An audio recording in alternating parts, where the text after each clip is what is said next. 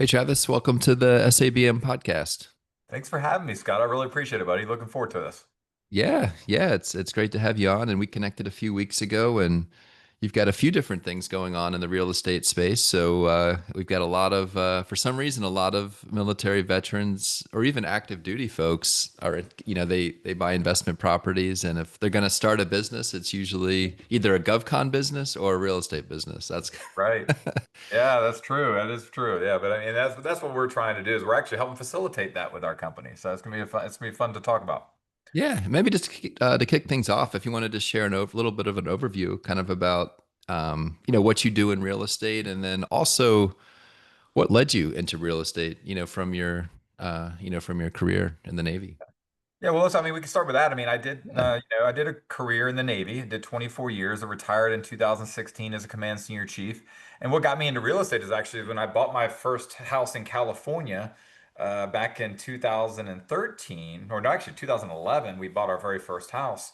And what I learned is that because we bought it from overseas, and one of the things that I realized, I had to let a couple of agents go, and I realized that, us as military members, we can't we need a certain type of person to help us because we have a lot of benefits that are dealing with. I was overseas, so the agents I had before didn't understand, like, hey man, I feel a little disconnected. So I've learned that you really do need to understand what it's like to be in the military if you're going to properly serve them in this business. So I retired in 16. I started a real estate team called the Winfield Group.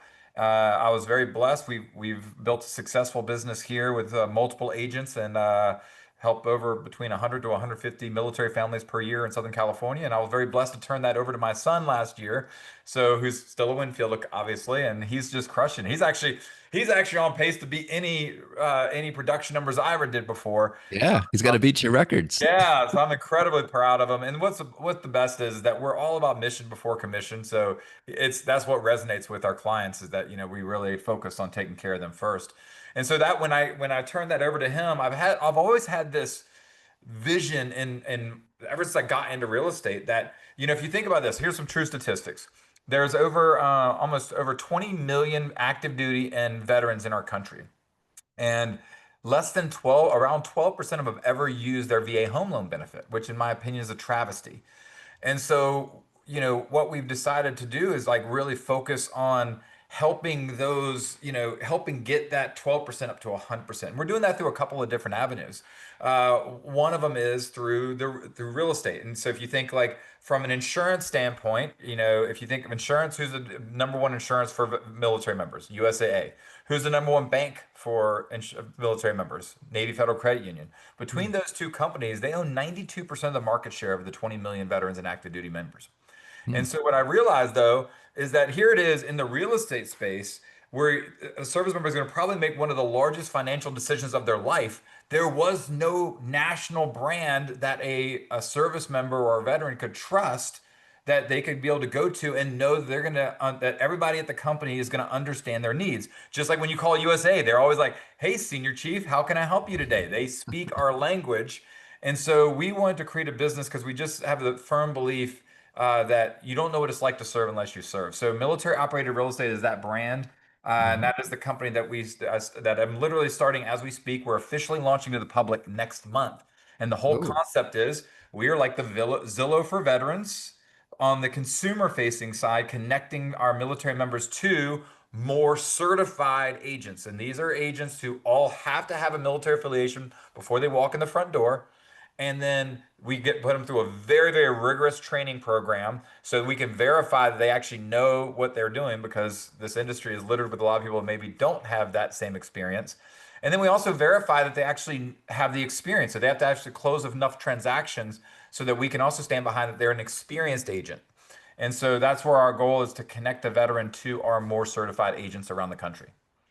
gotcha. And it's a win-win too, because the agents are always looking for folks that they can help. And, it's always nice when you can help people that have a common background as Mhm. and so it sounds like a nice platform that you're building to connect people that have a lot in common that, need some help purchasing their next home. Mhm. Well, it's not just that. It's also the fact that we also teach our agents to be more than just real estate agents.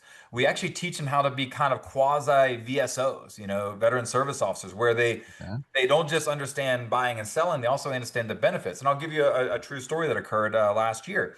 I was actually at a listing appointment with a military family, and they were telling, I was like asking them, like, why are you selling if you don't let me ask? And they're like, well, our kid's getting ready to go to college, and he got accepted to this really nice university here in California, but we don't have the money to send him to college. So we got to free up some equity so we can go and send him to college. And I'm like, do you have a disability like from the military when you served? He's like, well, yeah, I'm 100% disabled. I'm like, you know that your kid can go to school for free in any Cal State school if you are a resident of California. And bro, Scott, I kid you not, they literally just started tearing up in front of me. I Oh actually wow. talked them out of selling their house because they didn't need to sell it anymore. So actually, and so that's where I go back to say it's about the mission before commission, because in that particular scenario, it made my day that I provided them just a little bit of information that changed their lives, that was there for them. But there's all these incredible benefits for military members, but there's no marketing budget to tell them they exist. And so that's where we want to have our agents be more than just real estate agents. We want them to be a resource manager. Yeah, and take a more of a holistic view, right? And so, Mhm. certainly didn't make a commission, right, on the sale of the house they didn't want, they didn't need to sell, but like that was probably worth more to you, right? Than, Oh, yeah. absolutely. So, Yeah, I mean, look, let's be real. Like, and this, and this goes to like my other endeavor that I'm working on right now, and that's this book behind me here. I'm just gonna release a book as well called Military Money and More, because going back to those, the how do we get that 12% to 100% to get people to own a piece of the land they defended? And I done my research, and that is that over 80% of our veterans are not financially sound enough to be able to purchase a home. So the whole, mission behind my book is to help educate the veteran on how to, like, the basics, like how do you build a budget? How do you get and maintain good credit? How do you invest? Like teaching people the power of compound interest and how you can build wealth on active duty with very little money. And then, of course, we touch on investing in real estate, but believe it or not, it's a very small part of my book. It's kind of the end goal of the book, and we even touch on how to be an entrepreneur. I mean, you and I both are both veteran entrepreneurs, and so I even touch on how to do that as well. So this is just my passion project, Scott. I've already, I've done okay through my real estate business in the past. I'm not doing this for the money. I'm doing this because it's the right thing to do. all right. And what would you say, so I guess looking out over the next 90 days, you get I guess a lot of launches. So launching your new group and your book, and what are some of your biggest goals short term? And then, kind of what's your vision as well for this? If we look down the road 3, 4, 5 years from now, Sure. yeah, where do you, I guess it might be a little hard to figure out to kind of know how all the dots connect, going forward, but You would think, but paint the picture for us. that's actually my what I'm actually good at. I'm a visionary. I can see, I actually look kind of 5, 10 years down the road. So I Okay. can tell you initially, it's just having a successful launch. Obviously, the book is there to be a resource to feed into our company to help, because there's some people that of course, most people do want to buy a house, but a lot of them just aren't there. So the book is to be a resource to help get people to where they can purchase a home, and then our company with more, and our tagline is expect more from your agent.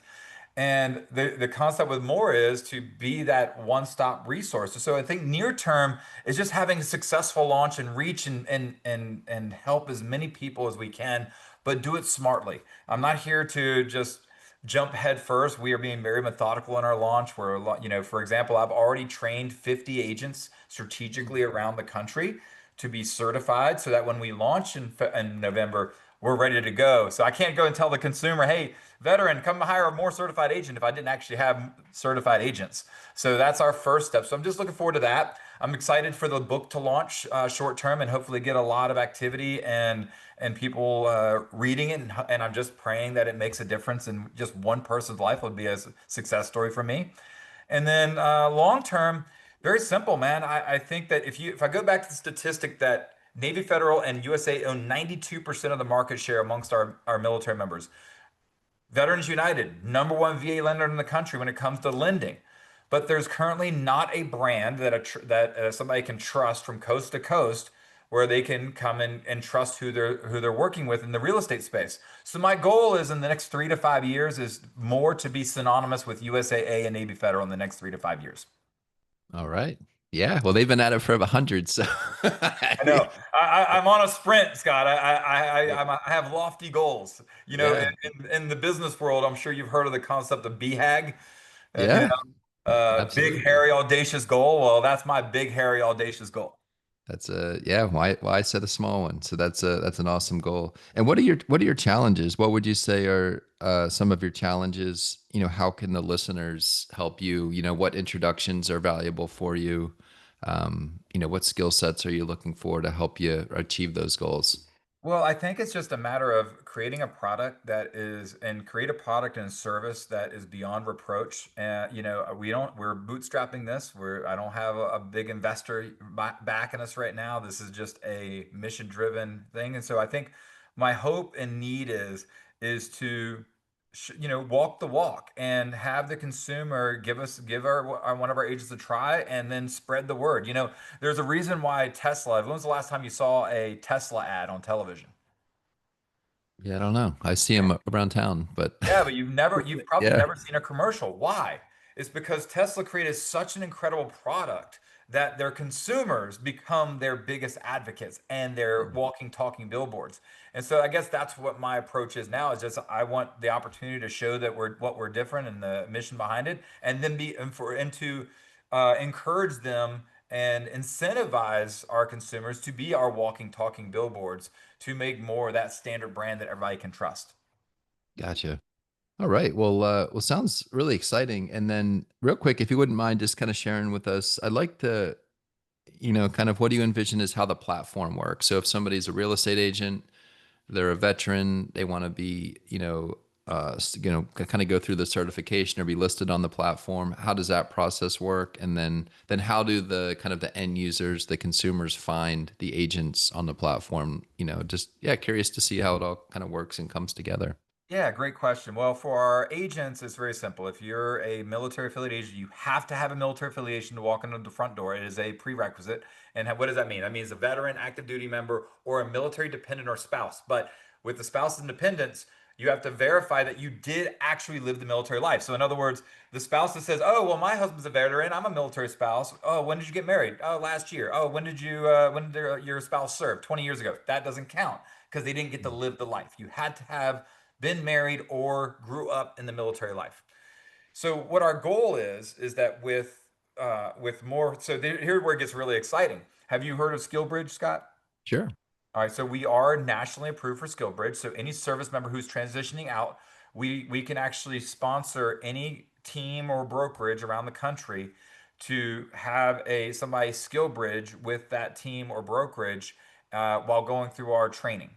So that Okay. gives them kind of a running start to get into the business before they get out of the military. Now, here's the really fun part. Now, right now, this is just in California, but we're working on getting this approved nationally.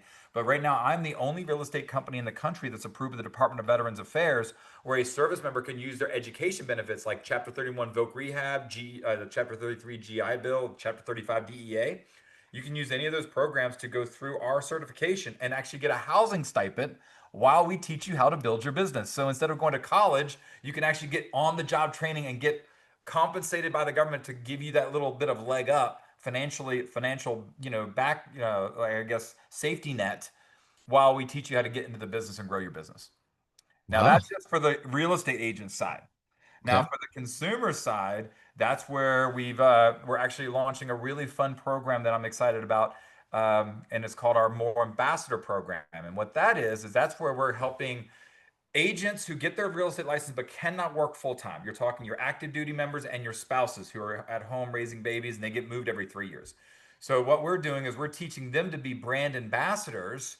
And so they can now get a referral fee commission by just connecting the consumer to our more certified agents. And now here's what that solves, Scott. Are you aware that roughly the current national unemployment rate is about 3 to 4%, right? Okay. Do you know what the unemployment rate is for our military spouses? Oh, it's pretty high. Yeah, It's it's the 20s, 30%. 30, It's 30%. 30%. Okay. Think about that. Wow. 1 in 3 mil spouses do not have income. So our program is going to help solve that by giving these guys an opportunity just to sit there and make some money by, connecting the dots. And that's one of our big initiatives to be able to connect the consumer to our more certified agents. All right. All right, man. Well, it sounds like a win-win for everybody, putting money in people's pockets and, kind of being a conduit so that, veterans can do business with veterans and, where there's a trust factor and just, Mhm. that common background that everybody has. What yeah, what's the best way for folks to learn more about what you do, your book and then the More Group, and when does it all go live? Right. Well, it's just more. So military Okay. operated real estate. So just more. We want to just make it easy. And you'd be shocked at how often you use that word, by the way. And that's why we have that in our tagline, expect more from your agent. But you can find us a couple different ways. The one-stop shop, if you just want to go to traviswinfield.com, Okay. that's where you can actually purchase my book. That's where you can actually get a link to our website. Heck, you can even get linked to the Winfield Group if you're looking to buy or sell here in Southern California.